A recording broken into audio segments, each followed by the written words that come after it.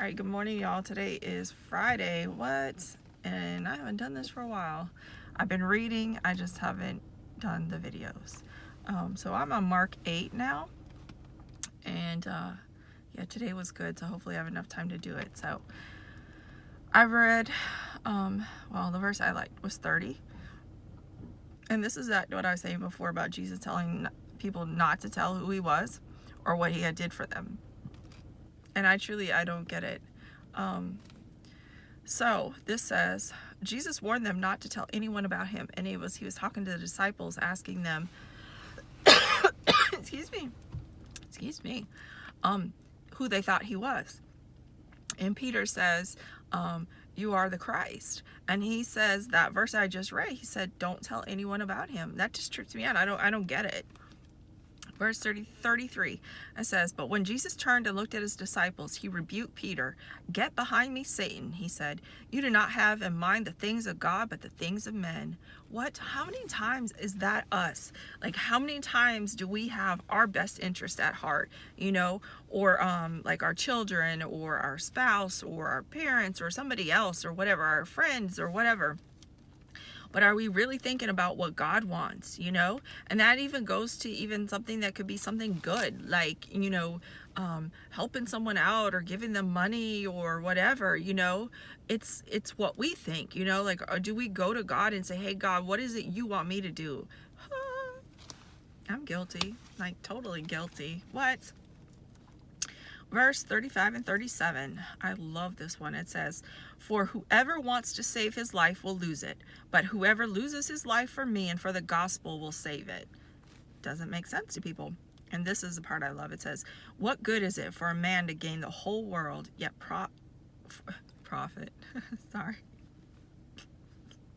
Y'all, I can't get used to this time change. I am so tired. Let me start over. What good is it for a man to gain the whole world, yet forfeit his soul? What? Or what can a man give in exchange for his soul? Don't sell your soul. All right, first question. What sign would help your faith? And I'm just going to read what I said so I can stay on point. None.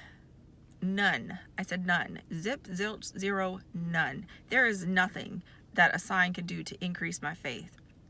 And I said, I used to think so at one point in my walk, but there is none.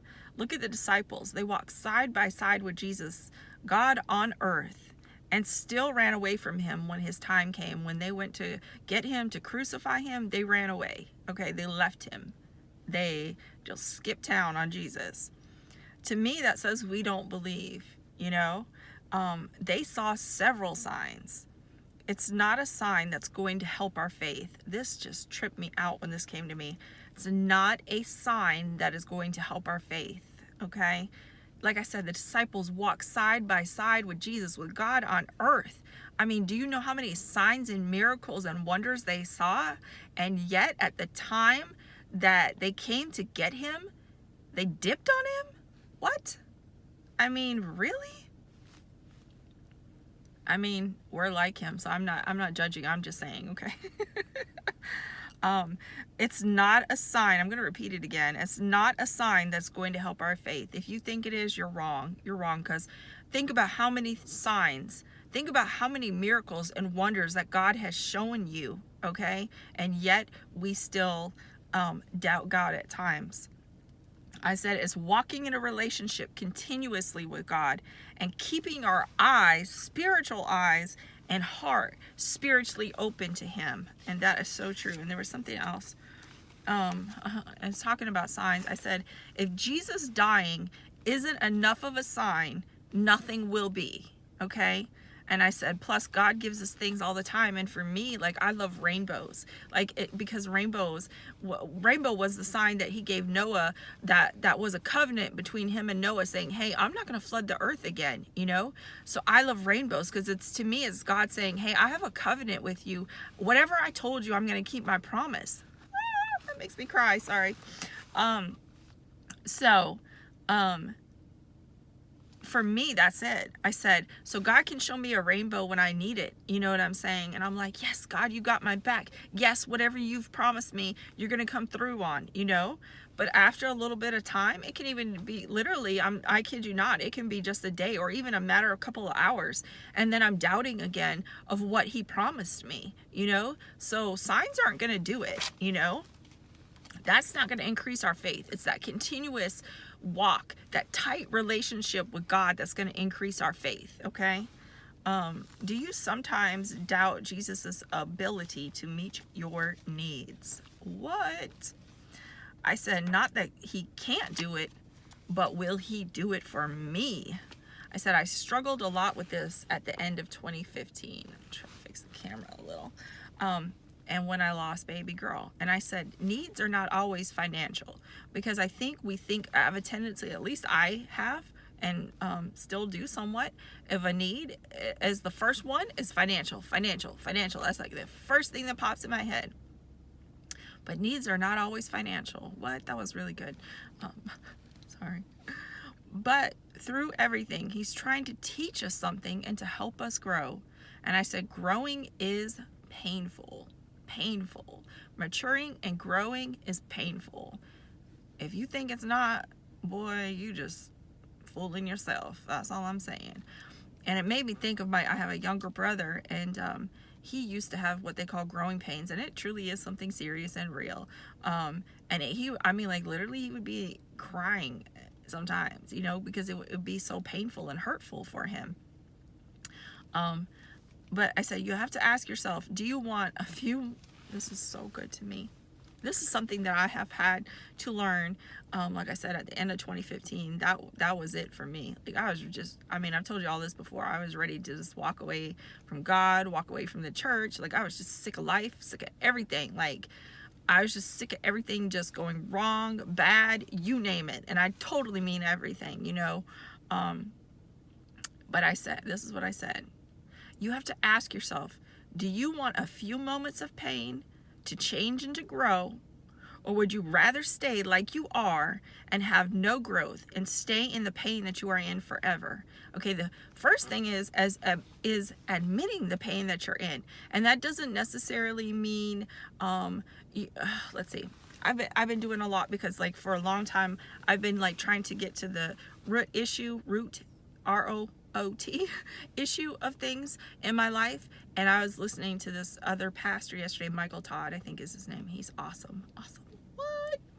And he's talking about how we can see the fruit in everybody, but it's the root that we need to see. Like, what is the root issue? And I've talked about that so many times. I call it the underlying issue, whatever you want to call it.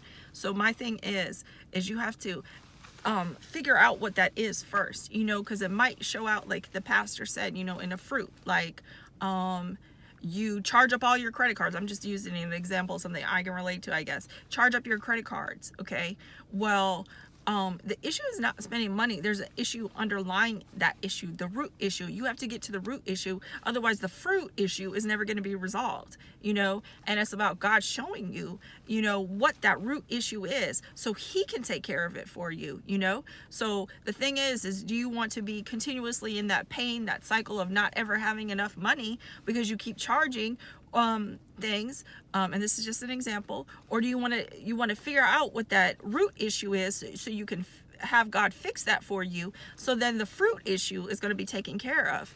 And that could go through for so many things, like a man cheating constantly on his wife or his girlfriend, or just totally sleeping around. Look, all I can do is think of things that I can relate to, okay? That's what pops into my head first. Or this one I totally can't relate to, but somebody doing drugs or alcohol or lying. I can't stand people who lie. Have I ever lied? Yes. Okay, because if I said no, I'd be a liar myself. But I can't stand it. Like, I can't, because then you can't trust that person, you know? Oh goodness, what was I gonna say?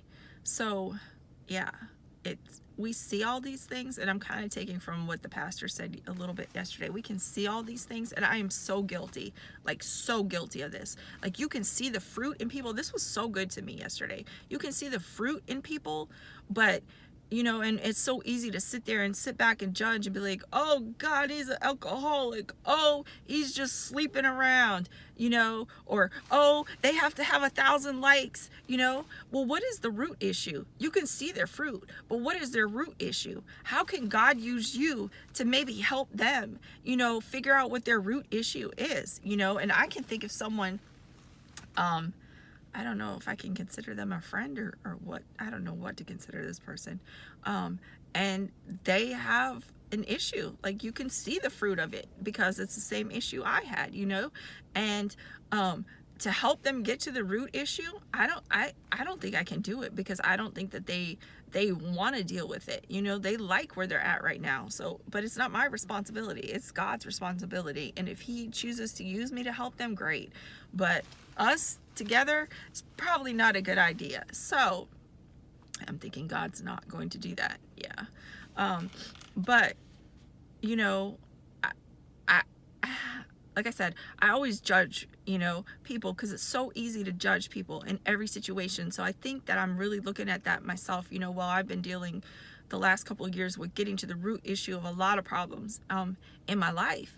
I have to look at now, I think God is having me look at now, okay, you get it for yourself, you know, but you need to get it for other people, because it's so easy, so easy to sit back and just judge someone, you know, for a lot of things. And for instance, here's another instance. I had this student, because I teach online too, besides my full-time job, and I had this student, like, they didn't really come after me, but they came after me because they didn't like the grade they got. They didn't pass.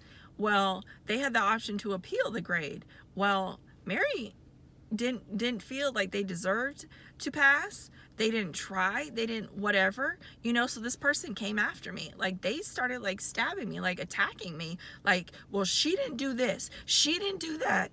Excuse me. She didn't do this. She didn't do that. She didn't. It was all about what Mary, what Professor G didn't do, and what had absolutely nothing to do with what she did or did not do. You know, so it's like about take ownership for yourself, you know.